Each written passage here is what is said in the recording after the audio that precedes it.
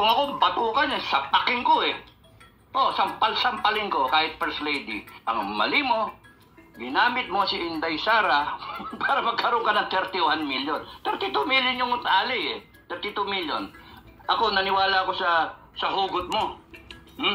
Sama-sama tayong babangon muli. Unity. O, naniwala ako doon. Sagutin ninyo yung mga issues ng tao. Issue number 1, nagdodroga ka ba o hindi? Sa akin, number 1 na ngayon yung issue na yun. Nagdodroga ka ba o hindi? Eh di magpa-drug test ka. Correct. Sabihin mo sa Pilipinas, mga mahal kong Pilipino. Maraming nagsasabi na ako ay nasa narcolist. Maraming nagsasabi na meron pang may pulboronic video. Lahat yan ay pinapasinungalingan ko. Lahat yan ay fake news. Lahat yan ay hindi totoo. Kasi hindi ako nagdodroga. Hindi ako sumisingot ng cocaine. Tapos sabay, magpapadrug test ako na yung walang daya. Di ba? Oh, kasimple, di ba? Ba't hanggang ngayon wala kasagot? Correct. Tahimik ang animal. Because issue talaga yun sa isang presidente ng Pilipinas. Kahit sinong country, kahit anong country na magdodroga, eh hindi pwede. Hindi pwede. Kasi nakasalala yung future ng bansa. Now, you should understand, BBM, you should understand the concern of the people. Ang concern namin, pamilya namin, future ng bansa. Hindi pwede tayong magtuloy-tuloy ka na ganyan na naka-question mark kung ikaw nagdodroga o hindi. Tama. No? Kaya, ang iniisip ngayon ng tao, parang totoo eh. Yung fake news, parang nagiging true news. No? Kasi, ba't wala pa kayong sagot hanggang ngayon? Wala pa sagot eh. So sagutin nyo, harapin nyo yung issue number 1. No? Issue number 2. Yang ikaw ba ang nagpapatakbo ng Pilipinas o hindi? Kasi kunyari naggaganong ka, busy ka, tamad ka, yun yung mga ini-issue sa'yo eh. Tamad ka, pinapaubaya mo sa ibang tao. Kay FL, First Lady, o kaya sa pinsan mo, kay Speaker. Tamba. Kita mo yung wala nang ano yung mga tao sa kanya, walang respeto, tambalolong, tambaloslos, no, di ba? Yun ang tawag sa pati ikaw balasubas, baboy. Because hindi ka visible, hindi ka nagsasalita, hindi mo kausapin yung tao na siyang bumoto sa iyo. Yun yung problema mo eh. Ginamit mo taong bayan. Correct. Yun yung mali mo. Anyari sa iyo, hindi ka ang bait-bait ng aura mo eh, ang bait-bait.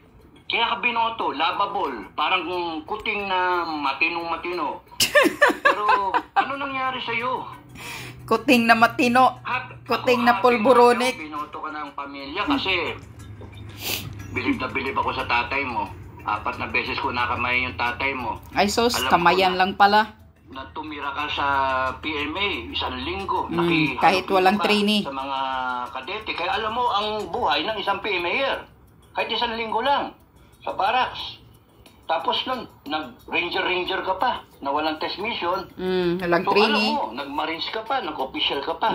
Lahat na lang. Training, dapat naintindihan mo yung hinanaing ng sundalo. Correct. Yun dapat, hindi yung wala kang sagot eh. Nagagalit yung mga PMAer sa'yo kasi nga, hinayaan mo sila Shelly, sila Doc Lorraine, na tinrato ng gano'n, yung SMNI na nandun nakapalabas si Tatay Digong.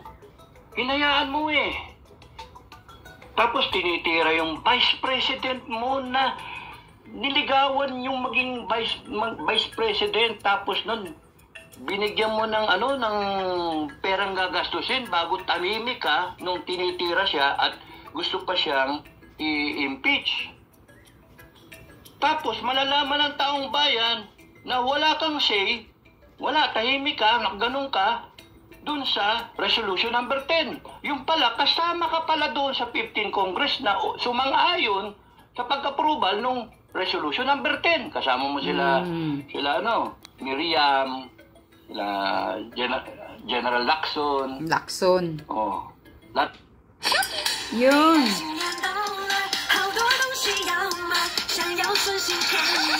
Lahat kayo magkakasama dun eh. So, ano yun? Sana ayusin na natin. Presidente ka eh. Di ba? Correct. Binoto ka ng taong bayan. 31 million votes. Pero ang nagpapatakbo, ang mga tao na hindi naman binoto ng tao. Ni Speaker, ano yun? 200,000. Appointed lang ni Kuting yan. Animal na yan.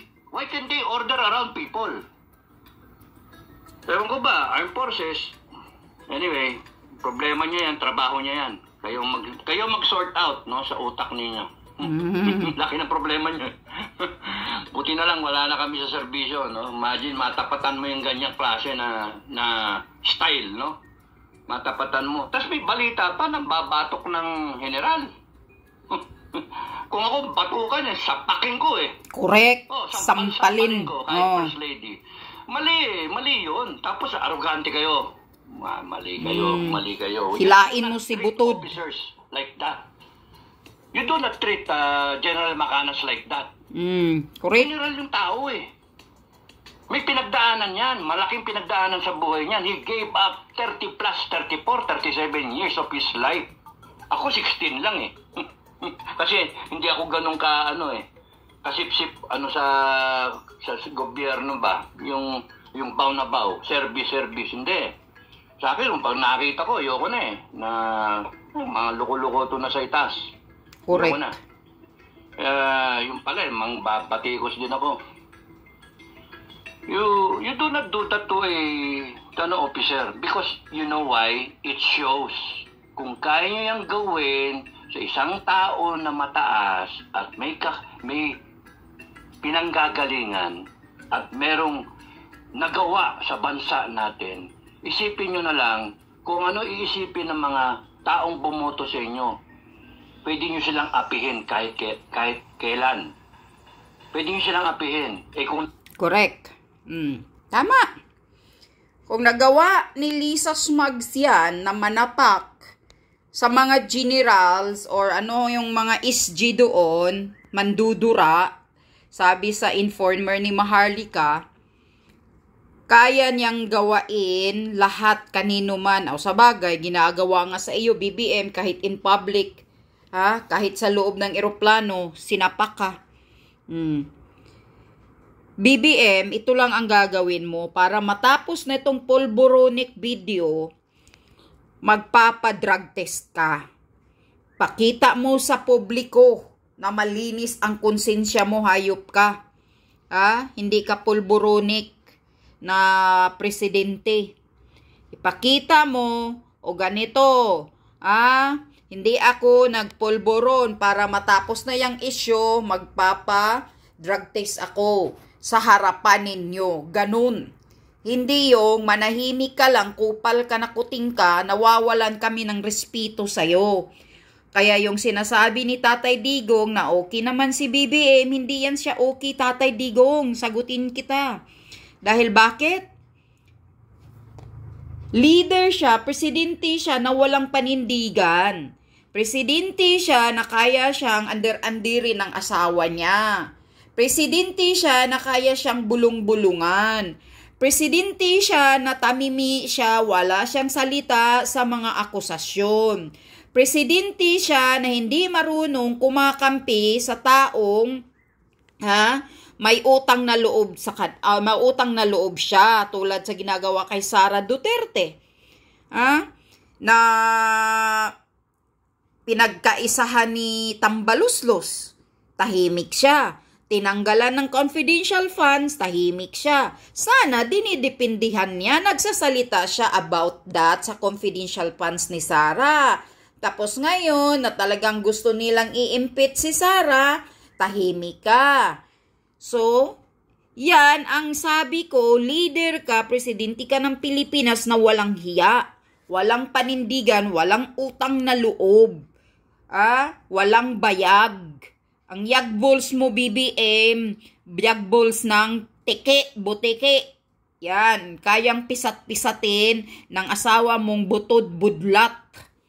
At kayong mga SJ, dyan sa Malacanang, huwag kayong magpapasapak, magpapadura. kung ginagawa ni Lisa Smugs yan, hilain nyo, sampalin nyo. Tama si Captain Dado, sampal-sampalin nyo yung butod-budlat yan para matanggal yung mata niyan.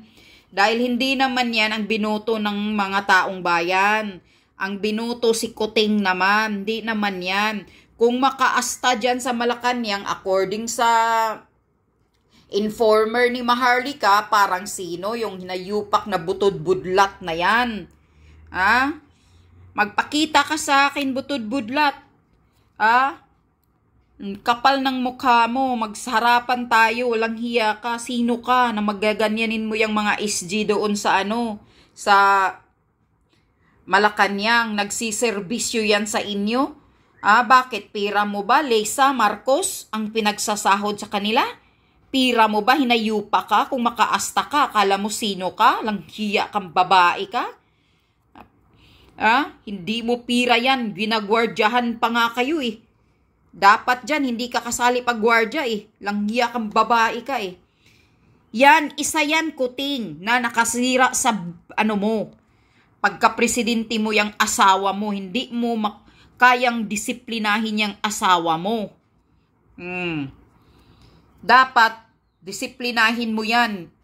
Ang tamang leader, ikaw mismo lahat ang gagalaw dyan. Gamitin mo yang butiki mong yag bowls, na magkaroon ka ng power. Huwag kang magpapa-under, magpapabulong kay tambaluslos. Yun ang mali mo, kaya nadadamay ka, kaya nagiging polboronic, yung bansa natin, sabi pa ni Maharlika. Dahil sa iyo. Lahat yan, kasalanan mo, Kuting. Langhiya kayo. Puro kayo Ngayon, anong nagawa mo? Magdadalawang taon ka na. Anong nagawa mo sa bansa? Wala. Ang ginagawa mo lang, ang nagawa mo, puro travel. Magdalawang taon, nagtra-travel kayo. Buong angkan, pamilya mo at yung mga alipuris mong sipsip. Yun ang nagawa mo. Simula pag-upo mo hanggang ngayon. Sabi ni Maharlika, pupunta na naman daw kayo sa Germany. Bakit, Kuting? Malapit ka nang inaaratay? Sabi sa informer ni Maharlika, magpunta daw kayo ng Germany dahil magpapa-stem cell kayo. Dahil magpapa-stem cell kayo, dahil isa daw sa inyo may sakit sa atay. Sana nga dalawa kayo ni Lisa mag-aratayin na agad. Hindi na kayo makalakad. Karmahin na kayo. Pa-stem cell pa kayo. Nako, wag na. Kasi, tandaan nyo to, Kuting, Lisa Smugs. Ang sakit, pag tinamaan ka ng matinding sakit, tulad yan sakit sa atay, kanser sa atay, dahil sa pagkasabungira mo, sabog ka lagi, yung pagkalaklakira mo, Lisa.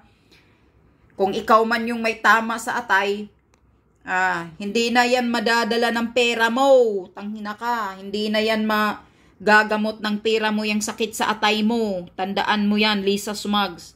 O baka ikaw, Kuting, ang mayroong sakit sa atay. Sana nga, tingnan mo yung mukha mo, Kuting. Nangungulubot, nangingitim yung mata mo. Ano nangyayari sa mukha mo? Pangit-pangit mo na eh. Tingnan mo yung mukha mo, yung mata mo, para kayo ni Lisa. Malapit ng bumulusok yung mga budlat ninyong mata. Yan, kakarmahin din kayo, mga walang hiya kayo. Yan ang mapapala ninyo sa ginagawa ninyo sa bansa natin. Tahimik ka kasi. Wala kang sinasabi. Sa bagay, si Vic Rodriguez nga matagal nagsiservisyo sa inyo. Siya ang nagdidipinsa sa mga batiko sa'yo, sa Marcos. Si Vic Rodriguez nang liniligwak ni Lisa Smugs, tahimik ka. Hindi ka marunong magdipinsa. Wala kang salita, hindi mo man lang tatanggol si Vic Rodriguez. Walang hiya ka talaga, Kuting. Kaya nga sabi ko, mga Marcos, traidor talaga ang Marcos. Yan, tatak nyo yan, mga taong bayan.